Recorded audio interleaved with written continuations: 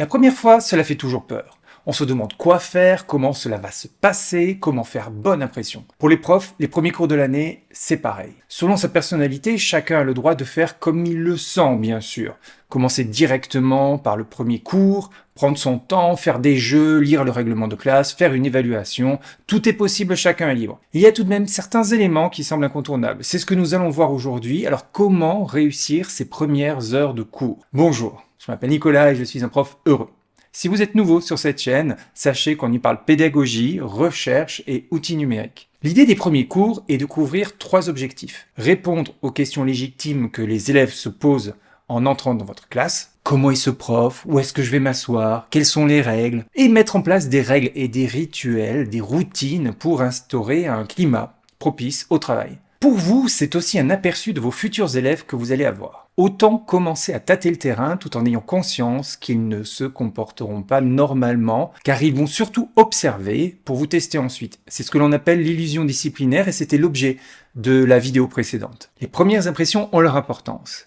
Alors après, pas de panique, si vous vous plantez, les élèves oublient vite et tout est rattrapable. C'est un peu comme avec les hommes politiques, ou presque. Commençons par la tenue. Oui, parlons mode. Si vous me suivez sur Instagram, vous savez à quel point c'est important pour moi. La recherche montre que votre tenue, dans l'esprit des gens, est associée à votre crédibilité, votre gentillesse, l'empathie dont vous pouvez faire preuve. Si vous êtes bien mis, chic, cela traduit une certaine expertise et une certaine confiance. Un look plus détendu, davantage de proximité. Il faut simplement en avoir conscience. Je vous dis ça et personnellement, je mets les mêmes vêtements depuis des années, pantalon, t-shirt, chemisette, basket, rien de foufou. Surtout, une tenue dans laquelle je me sens à l'aise. Les élèves vont aussi découvrir votre classe, pas votre classe naturelle, mais votre salle de classe, bien sûr. Rien que la manière dont les chaises sont installées en dit long.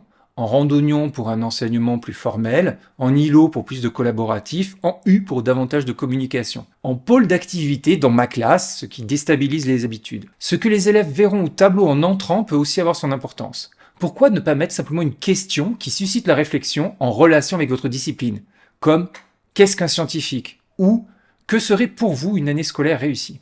Ensuite, accueillez vos élèves et essayez d'avoir un contact visuel avec chacun d'entre eux. À la fin de la vidéo, je vous mettrai un lien vers ma routine de classe où on me voit accueillir mes élèves. Enfin, vous l'avez certainement déjà fait, mais vous leur indiquez où ils doivent s'asseoir. Cela peut être faites votre choix, ça peut être un plan de classe, ou ça peut être par ordre alphabétique qui a l'avantage d'être objectif. Un autre point. Lors des premières années de prof, on peut avoir du mal à savoir quel genre de prof on veut être. Voici 3 questions à vous poser qui pourront peut-être vous guider pour votre présentation. Quel trait de personnalité de prof souhaitez-vous faire passer? Comment faire passer ces caractéristiques? Enfin, que faut-il ne pas dire? Personnellement, je souhaite être un prof accessible qui croit au potentiel de réussite de tous ses élèves. Tous. Ils peuvent m'écrire sous pronote, ils ont mon email en cas de besoin. Je ne pénalise pas l'erreur et je mets en place des évaluations qui évitent les comparaisons entre les élèves. Je veux qu'ils deviennent meilleurs qu'eux-mêmes et pas meilleurs que les autres. En gros, vous pouvez parler de votre parcours professionnel, de votre ancienneté dans l'établissement, mais aussi donner des éléments un peu plus personnels, comme vos hobbies ou des éléments qui montrent que vous n'êtes pas juste un prof, mais aussi, contre toute attente, un être humain. Le point central de vos premiers cours, c'est de définir vos attentes et vos objectifs de cours. Expliquez vos choix quant à votre manière de faire cours, quant aux évaluations, la mécanique de votre système pédagogique. N'hésitez pas à montrer que vous vous intéressez personnellement aux élèves. Je ne parle pas de la fameuse fiche de renseignement qui n'a plus trop de sens actuellement. Bien sûr, on ne peut pas faire l'impasse sur le comportement et le niveau d'investissement attendu en début, pendant et à la fin du cours. Expliquez pourquoi chaque règle est bénéfice pour tous à l'aide d'exemples concrets. Essayez de formuler cela de manière positive et explicite. Par exemple, si vous dites « assieds-toi correctement », peut-être que vous aurez droit au « ben quoi, je suis assis correctement ?» Dites plutôt ce que cela signifie pour vous d'être assis correctement. On peut aussi bien sûr établir des règles avec les élèves. Comme d'habitude, je vous présente un panel de possibilités tout en ayant conscience que la gestion de classe, c'est au quotidien que ça se passe. Les premiers cours donnent le ton, guère plus. Justement, donnez le ton. Essayez de faire dès les premiers cours ce que vous comptez faire le reste de l'année. Dans ma classe, avec 3 pôles principaux, je vais par exemple essayer de faire visiter chaque pôle avec une petite activité idoine.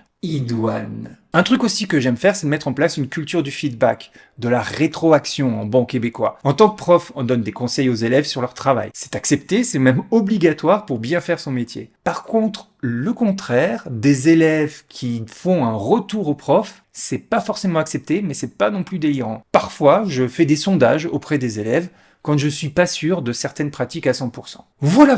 Cela fait beaucoup, il ne faut pas forcément tout faire, c'est surtout pour vous donner quelques idées. Et vous, que faites-vous les premiers jours de classe? Un petit pouce pour m'encourager, pourquoi pas partager cette vidéo avec des collègues si cela vous semble utile.